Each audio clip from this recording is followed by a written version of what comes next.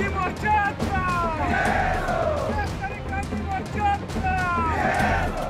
महाराष्ट्र आहे शेतकऱ्यांसोबत। आमची पत्रकारिता आहे माती आणि मातीतल्या माणसांशी इमान राखणारी। जय महाराष्ट्र या चॅनलला खूप मनापासून धन्यवाद देतो। आपल्या चॅनलचे जे संपादक आहेत तुळशीदासजी भोईटे,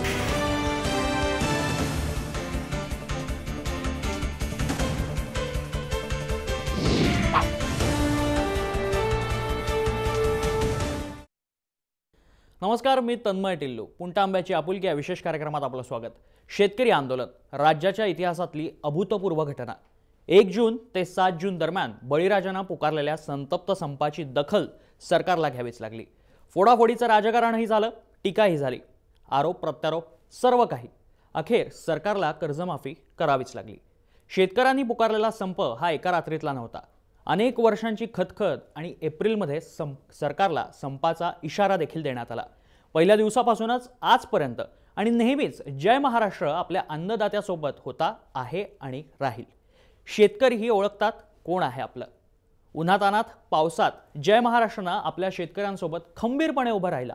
त्यामुळे शेतकरी संप यशस्वी झाल्यावर संपाचं केंद्रस्थान असलेल्या पुंटांब्यानं आपुलकीची साथ दिली आणि जय महाराष्ट्रावर कौतुकांचा वर्षावही केला।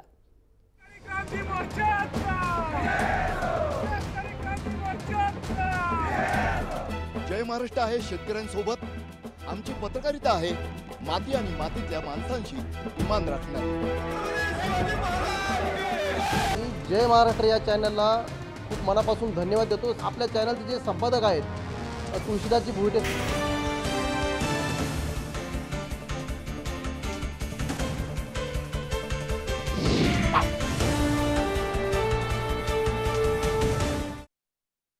पुंटांबा सुरुवातीपासूनच शेतकरी संपाचं केंद्रस्थान। ग्रामपंचायतीनं एका छोट्याखानी समारंभात जय महाराष्ट्राचे प्रतिनिधी रवींद्र महाले आणि संपादक तुळशीदास भोईटेंचा सन्मान केला। महाराष्ट्राला साजेसं काम जय महाराष्ट्रानं केल्याचे गौरवोद्गार काढत पुंटांब्यातल्या शेतकरी बांधवांनी शेतकऱ्यांच्या यशस्वी आंदोलनात जय महाराष्ट्राचा खारीचा वाटा असल्याचं अभिमानानं सांगितलं। आपली जी पहिली पुंटांब्याची ग्रामसभा झाली 3 एप्रिल रोजी, त्या ग्रामसभेला पहिल्यांदा जर कोणी चॅनल जर इथं हजर झाला असेल तर फक्त जय महाराष्ट्र न्यूज। त्यांनी आपल्याला जे खूप सहकार्य केलं संपाच्या काळात, आंदोलनाच्या काळात, त्यामुळं आम्ही आपल्या पुंटांब्याकरांच्या वतीनं आम्ही आमचं कर्तव्य समजतो। आम्ही माले साहेब, रवींद्र महाले साहेब यांना विनंती केली की आपले जे संपादक आहेत भोईटे साहेब यांना पुंटांब्यात आमच्याकडे बोलवा आणि त्यांना पुंटांब्या शेतकऱ्यांच्या वतीने त्यांचा सत्कार करायचा आहे। तर ते आमच्या विनंतीला येथे मान देऊन आले। त्याबद्दल समस्त पुंटांब्या ग्रामस्थांच्या वतीने, त्यांचे शेतकऱ्यांच्या वतीने त्यांचे हार्दिक स्वागत।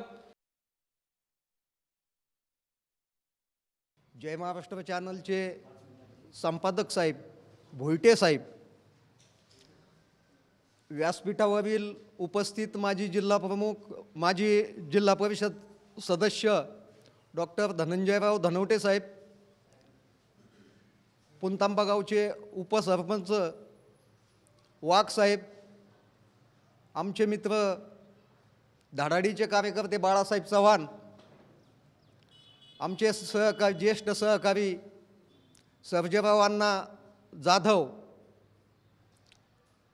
गणेश कारखान्याचे संचालक राजेंद्र भाऊ थोरात, शिवसेनेचे शहर प्रमुख रवींद्र नवले, बाळासाहेब भोरकडे आणि तमाम शेतकरी बांधवांनो, आपणा सर्वांना ज्ञात आहे, फक्त भोईटे साहेबांना याची कल्पना यावी म्हणून मी त्या गोष्टीचा उल्लेख करतोय की पुंटांब्याच्या शेतकऱ्यांनी शेतकऱ्यांच्या प्रश्नाची सोडवणूक करण्याकरता, कर्जमाफी होण्याकरता जो सरकार दरबारी लढा उभारला, तो पुंटांब्यातल्या सर्व शेतकऱ्यांनी सर्व आपापले पक्ष, गट, तट, जात, भेद बाजूला ठेवून हा संपूर्ण लढा उभारला आणि या राज्यालाच नव्हे तर या देशाला शेतकरी आंदोलनाची एक वेगळी दिशा दिली। हे करत असताना याची संपूर्ण राज्यामध्ये जाहिरात झाली पाहिजे। तुम्ही आम्ही ही जाहिरात करू शकत नव्हतो। शेतकऱ्यांपर्यंत आपल्या व्यथा आणि आपलं संघटन आपण पोहोचू शकत नव्हतो। या कामी सर्वात प्रथम या आंदोलनाची दखल घेऊन जो जय महाराष्ट्र TV चॅनल आहेत त्यांचे संपादक भोईटे साहेब आणि त्यांचे प्रतिनिधी रवींद्र महाले साहेब यांनी मोठा त्याग केला. पाण्या पावसात येथे थांबून आपल्याला आपलं आंदोलन त्यांनी त्यांच्या चॅनलच्या माध्यमातून हे संपूर्ण देशभर दाखवलं. त्यामुळं शेतकरी मोठ्या प्रमाणात या आंदोलनात संघटित झाला आणि सरकारला आपल्यापुढं नमतं घ्यावं लागलं, शरण यावं लागलं आणि आपल्या काही प्रमाणात आपल्या मागण्या मान्य कराव्या लागल्यात. आता अजून काय आपल्या अपेक्षा आहेत तो नंतरचा भाग आहे, तो आपण सरकार दरबारी मांडणार आहे. आजचा जो आपला छोटेखानी कार्यक्रम आहे तो हे भुईटे साहेब जे आहेत संपादक त्यांचे ऋण त्यांच्या चॅनलचे ऋण व्यक्त करण्याकरता आपण सर्वजण येथे जमलेलो आहोत. मी मनापासून पुणतांबेकर शेतकऱ्यांच्या वतीने तमाम महाराष्ट्रातील शेतकऱ्यांच्या वतीनं त्यांचे मी आभार व्यक्त करतो. आणि या शेतकरी आंदोलनाची दखल घेऊन आम्ही उद्धव साहेबांचे ऋण व्यक्त करायला गेलो तर उद्धव साहेबांनी आता 25 तारखेला उद्धव साहेब पुणतांब्याच्या शेतकऱ्याचे आभार मानण्याकरता येत आहेत. हे सर्व कशामुळं घडलं तर हे सर्व चॅनलच्या माध्यमातून यांनी जी आपल्याला प्रसिद्धी दिली म्हणजे व्यक्तिगत माणसाला प्रसिद्धी नाही तर ह्या आपल्या पुणतांब्याच्या शेतकरी आंदोलनाला प्रसिद्धी दिली. त्याबद्दल मी व्यक्तिशः आणि पुणतांबेकर शेतकऱ्यांच्या वतीनं भुईटे साहेबांचे शतपूर्वक आभार मानतो आणि यापुढील आमच्या असेच वेळोवेळी होणाऱ्या आंदोलनाला आपलं असंच सहकार्य मिळो एवढी मी त्यांना प्रार्थना करतो आणि माझे 2 शब्द संपवतो. जय हिंद, जय महाराष्ट्र, जय शेतकरी राजा. आज खऱ्या अर्थानं पुणतांबा गावातून आंदोलनाला सुरुवात झाल्यानंतर आंदोलन जरी अजून पूर्ण झालेलं नाही, आंदोलनातल्या आपल्या बऱ्याच गोष्टी बऱ्याच मागण्या अजून पूर्ण झालेल्या नाही आणि ते आंदोलन पुढं जाण्यासाठी आपल्याला आणखी प्रयत्न करायचे आहे. परंतु आजपर्यंत आपल्याला जी यशस्वी साथ, आंदोलन खूप मोठं झालं, आंदोलन यशस्वी झालेलं आहे 50%. पण याच्यामध्ये मी अगदी प्रामाणिकपणे आपल्यासमोर नमूद करू इच्छितो की या आंदोलनामध्ये हे आंदोलन यशस्वी करण्यासाठी इलेक्ट्रॉनिक मीडियाच्या माध्यमातून त्यातली त्यात महाराष्ट्र या नावाला शोभेल असं आणि महाराष्ट्राला साजेसं असं काम जय महाराष्ट्र चॅनलने केलं. मी सर्वप्रथम जय महाराष्ट्र चॅनलचे संपादक आणि त्यांच्या संपूर्ण टीमचं विशेष अभिनंदन करतो आणि या आंदोलनासाठी मी स्वतः अनुभव घेतलेला आहे. पावसात जर गाडी 4 व्हीलर अवेलेबल झाली नाही तर शिर्डीहून अक्षरशः 2 व्हीलरवर भर पावसात या चॅनलचे प्रतिनिधी रवींद्र महाले यांनी देखील या आंदोलनासाठी खूप मेहनत घेतली आणि हे आंदोलन महाराष्ट्रभर पोहोचवण्यासाठी त्यांनी जीवाचं रान केलं. मी 2 मिनिटापूर्वीच भोईटे साहेबांना भेटलो आणि त्यांना विचारलं, तुम्ही मुंबईत राहता, तुमचं कर्मभूमी आणि जन्मभूमी मुंबई आहे, तरी देखील तुम्ही या आंदोलनामध्ये अगदी हाडाचे शेतकरी असल्यासारखं तुम्ही माईक हातात घेऊन आंदोलन केलं आणि आम्ही शेतकरी म्हणून आंदोलन केलं आणि या दोघांच्या माध्यमातून सरकारला सळो की पळो झालं. तर हे यश खरं म्हणजे जसं शेतकऱ्यांचं आहे ना तसंच यातला निम्म्याच्यापेक्षा जास्त वाटा हा जय महाराष्ट्र चॅनलचा आहे असं मी आपल्यासमोर जाहीरपणे नमूद करतो. त्याचं कारणही तेवढंच मोठं आहे. ऊन वारा पाऊस या कुठल्याही परिणामाची चिंता न करता, कारण एका चॅनलचा संपादक आहे आणि AC मध्ये बसून पण सगळं करू शकतात, ते त्यांच्या प्रतिनिधींना सांगू शकतात, सगळं करू शकतात, परंतु त्यांनी तसं न करता स्वतः फील्डवर गेले, स्वतः पावसात गेले.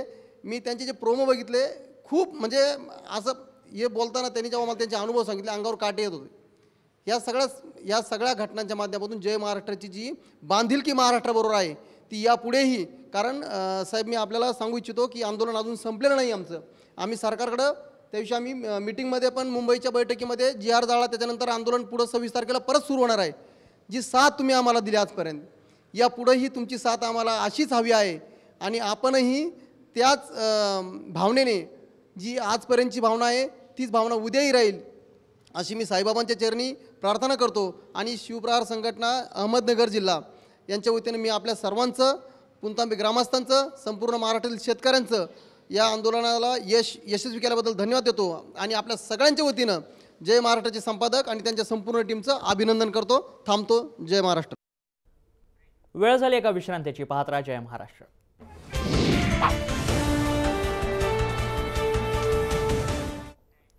विश्रांतीनंतर आपलं स्वागत. आपण पाहताय पुणतांब्याची आपुलकी.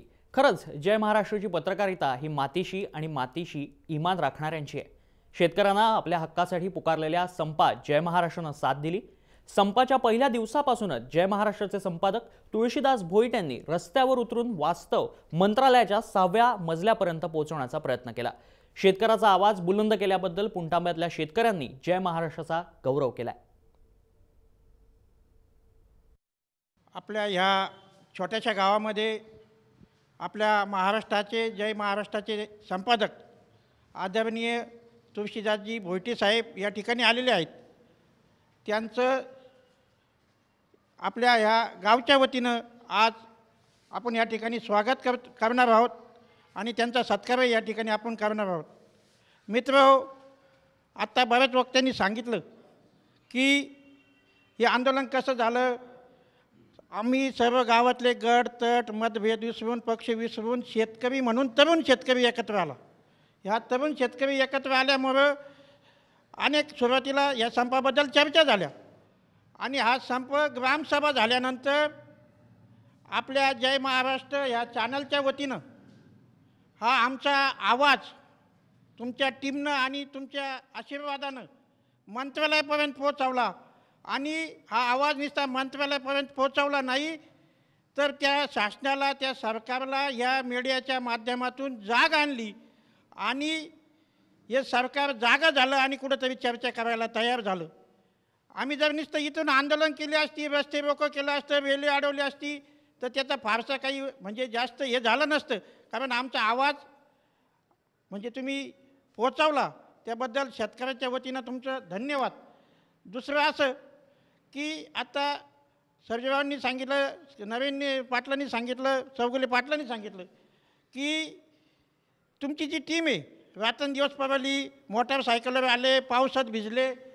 पण माझं तर त्याच्यापेक्षा पुढं जाऊन हे म्हणणं आहे, छत्रपती शिवाजी महाराजांनी हिंदवी स्वराज्याची स्थापना करीत असताना त्या स्थापनेमध्ये जे जे सैनिक पळाले, जे धारातीर्थी पडले, शिवाजी महाराजांनी त्या सैनिकाच्या जीवावर महाराष्ट्रावर हा राज्य स्वराज्य स्थापन केलं. शिवाजी महाराजाच्या काळामध्ये जिवामा आले होता. तर ह्या शेतकऱ्यांच्या आंदोलनामध्ये आमचा रवी महालेने आम्हाला साथ दिली, जिवामा आल्यासारखीच त्यांनी साथ दिली. त्यांचं कौतुक करा तेवढंच कमी आहे साहेब.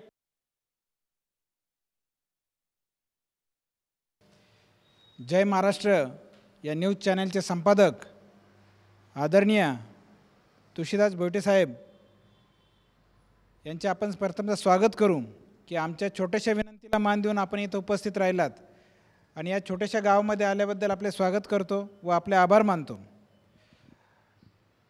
पुणतांबा ग्रामपंचायत आणि पुणतांबा गाव या गावाने, या छोट्याशा गावाने शेतकरी संपाची हाक दिली आणि या 2 महिन्यामध्ये संपूर्ण महाराष्ट्र पेटून उठला. याला जर आम्ही स्वतः प्रत्येक गावोगावी फिरलो असतो तर आम्ही एक जिल्हा कव्हर करू शकलो असतो. परंतु जय महाराष्ट्र चॅनल याने आम्हाला संपूर्ण 2 महिन्यामध्ये चांगल्या प्रकारची प्रसिद्धी दिली आणि या आंदोलनाला एक चांगलं वळण लावलं आणि या शेतकरी समाज जो उपेक्षित होता याला न्याय देण्यासाठी या जय महाराष्ट्राने जी भूमिका बजावली त्याबद्दल मी आपले प्रथमतः अभिनंदन करतो. आज हे आंदोलन हे गरजेचं होतं. शेतकऱ्यांच्या समस्या होत्या. सरकारकडे आम्ही आमचे प्रत्येक मागणी मान्य करण्यासाठी प्रत्येक संघटना पळत होती. परंतु शेतकरी संप हा कुठल्या नेत्याचा नव्हता, कुठल्या राजकारणाचा भाग नव्हता, परंतु शेतकऱ्यांनी उभारलेला हा संप होता आणि हा फक्त पुणतांबे गावापर्यंत सीमित न ठेवता पूर्ण महाराष्ट्रभर, पूर्ण देशभर घेऊन जाण्यासाठी आपल्या माध्यमांनी जो आम्हाला साथ दिली त्याबद्दल आम्ही सर्व ग्रामस्थ आणि शेतकरी बांधवांच्या वतीने आपले आभार मानतो. वेळ झाली आणखी एका विश्रांतीची. तुम्ही पाहत राहा जय महाराष्ट्र.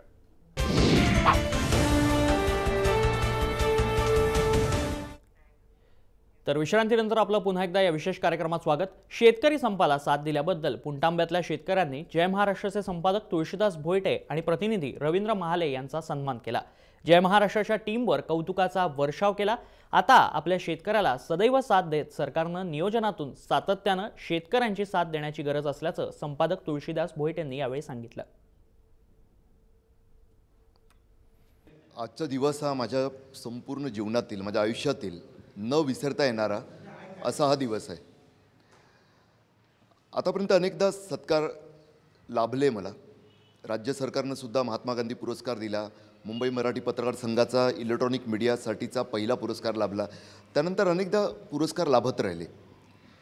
मात्र अगदी मनापासून सांगतो, आज पुणतांब्याच्या शेतकऱ्यांनी, महाराष्ट्रातील शेतकऱ्यांच्या वतीनं मला आपुलकीनं जे आपलं म्हटलं, मी त्याला सत्कारही म्हणणार नाही, कारण तुमच्याकडून मला सत्काराची अपेक्षा नाही आहे.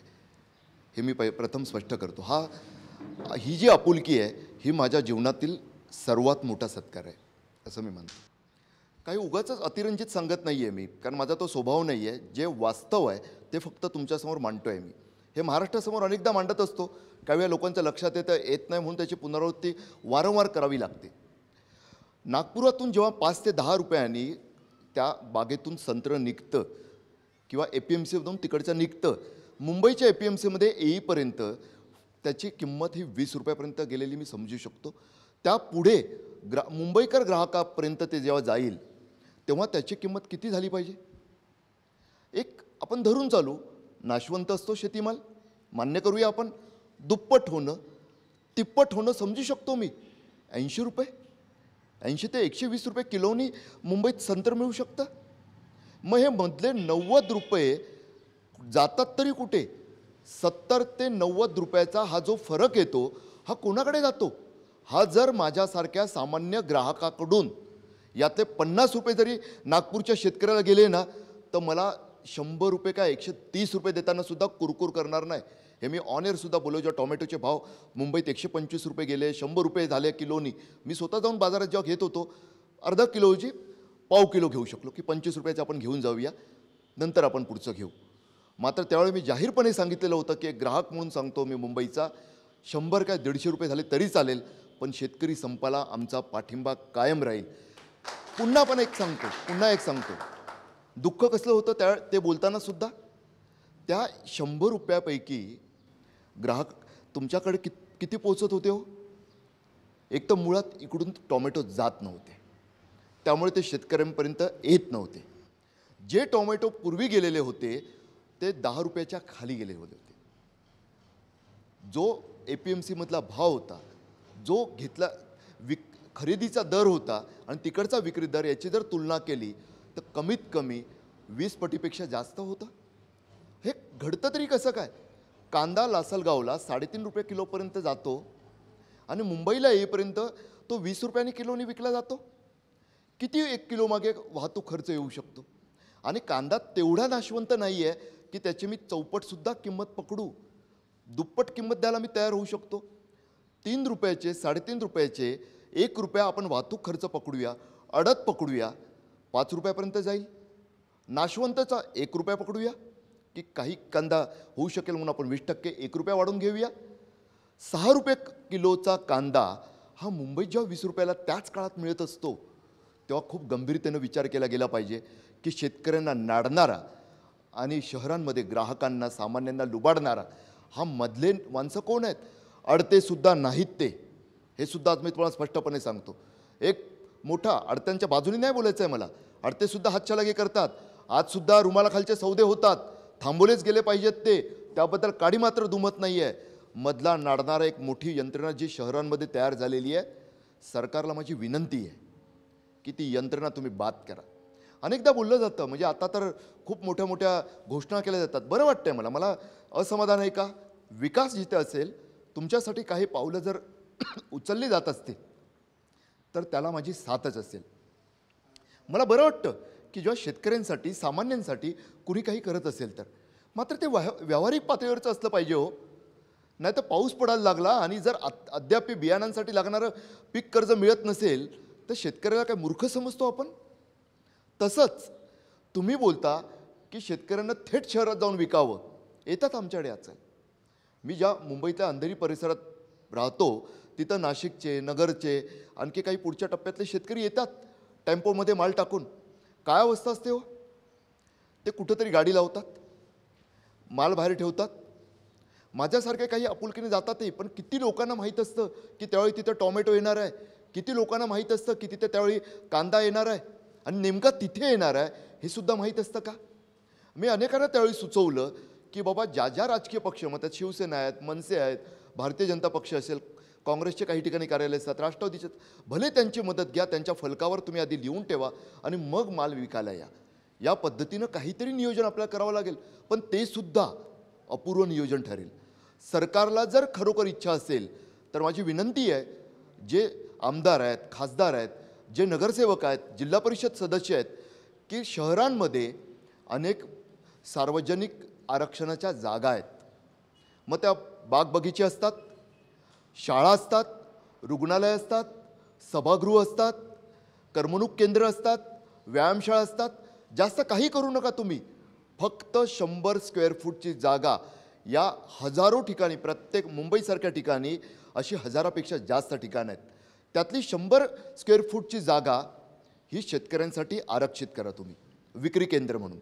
तिथे हजारो लोक रोज येतात हो, तुम्हाला ग्राहक शोधायला जावं लागणार नाही आहे. ती आरक्षित केलेली जागा आत्महत्या केलेल्या शेतकऱ्यांच्या मुलांसाठी किंवा मुंबईतली जे गिरणी कामगार बेरोजगारीत तडफडून मेले किंवा बेरोजगार झालेत त्यांच्यासाठी, कारण ते सुद्धा या मातीतले आहेत, आत्महत्या केलेले आपले शेतकरी बांधवसुद्धा या मातीतले आहेत. या सर्वांसाठी त्या जागा तुम्ही सोडत पद्धतीनं वितरित करा आणि तिथं फक्त आणि फक्त शेतीमालच विकला जाईल याची तुम्ही तरतूद करा. असं जर यंत्रणा उभारली तर तुम्ही बिग बाजारच्या थोबाडातसुद्धा खूप मोठ्यानं मुस्काटात देऊ शकता. एवढी जिद्द तुमच्यामध्ये आहे. तुमचा आजचा 10 रुपये मिळणारा दर तिथं तुम्हाला किमान 50 रुपये मिळवून देईल आणि 100 रुपयाला नाडला जाणारा शहरातला तुमचाच ग्राहक बांधव त्याचेसुद्धा 50 रुपये वाचवायचं पुण्यकाम तुम्ही कराल. एवढं मोठं घडू शकेल. ही खरी नव्या काळातली नवी शेतीक्रांती ठरू शकेल. यासाठीच आपण सर्वांनी पुढच्या टप्प्यात कामं करणं गरजेचं आहे. त्याचबरोबर तेवढ्यावर थांबता येणार नाही आहे. आज पुढचा काळ आलेला आहे. काही ठिकाणी जागा त्यासुद्धा अपुऱ्या पडतील. याच शेतकरी बांधवांसाठी आणि कामगार बांधवांसाठी मोबाईल व्हॅनचे विक्री केंद्रांचे लायसन्ससुद्धा प्रायोरिटीने, आणि फक्त मग त्यात कुठं आणू नका तुम्ही. नाही तर मुंबईत आम्ही पाहतो रिक्षा चालवणारे आज 99% आम्हाला परप्रांतातले दिसतात. तसं घडू नये. त्या मोबाईल विक्री केंद्रांचं सुद्धा, व्हॅनचं सुद्धा, मग ते रिक्षातले असतील, एखाद्या तुम्ही जे टेम्पो घेऊन येतात त्याला तुम्ही विक्री केंद्राचा दर्जा द्या, त्यातले असतील. कारण आजचा काळ प्रत्येक मुंबईकर ग्राहकाला, मग तो मलबार हिलचा पॉश लोकॅलिटीत राहणारा असो, विलेपार्ले, गिरगाव, मुलुंड, अंधेरी, गोरेगाव, बोरोली यासारख्या मध्यमवर्गीय वस्त्यांमधला असो, प्रत्येकाला ताजा दर्जेदार शेतीमाल हा पाहिजेच आहे. प्रायोरिटी ते त्यालाच देतील. मात्र अडचण तीच आहे की त्याच्यापर्यंत आपण पोहोचू शकत नाही. मग गुजरातकडून आलेला माल, तिथून कर्नाटककडून आलेला माल त्याच्या गळ्यात मारला जातो. शेजारी कोकण नसतं आणि कर्नाटकचा नकली हापूस त्याच्या गळ्यात मारला जातो. तसं घडणार नाही. आपल्या कष्टानं पिकवलेल्या मालाला हक्काची बाजारपेठ मिळेल. मात्र त्यासाठी प्रयत्न गरजेचे आहेत. कुराणातली एक आयात आहे, त्याचा उल्लेख करून मी माझं भाषण संपवतो, कारण थांबलं पाहिजे आपण. ती आयात अशी आहे की जो स्वतःसाठी आवाज उचलत नाही, आवाज लढत नाही, त्याच्यासाठी तो परमेश्वरसुद्धा काही करत नसतो. त्यामुळे तुम्ही ज्या कार्याला हात घातलेला आहे स्वतःसाठी लढण्याच्या, एक इतिहास घडवला आहे स्वातंत्र्यानंतरचा या पुणतांब्यानं, हे कार्य स्वतःसाठी लढण्याचं असंच सुरू ठेवा. जाताना एवढंच सांगेल की आता एकच लक्षात ठेवायचं, रडायचं नाही, लढायचं. धन्यवाद. खरंच जय महाराष्ट्राची पत्रकारिता ही सर्वसामान्यांसाठी मातीशी इमान राखणाऱ्यांसोबत सदैव अखंड आणि अविरतपणे असेल. वेळ झाली इथेच थांबण्याची. पाहत राहा जय महाराष्ट्र.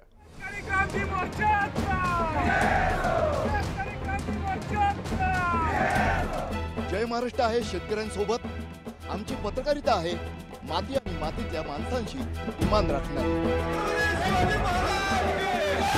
जय महाराष्ट्र या चॅनलला खूप मनापासून धन्यवाद देतो. आपल्या चॅनलचे जे संपादक आहेत तुळशीदासजी भुईटे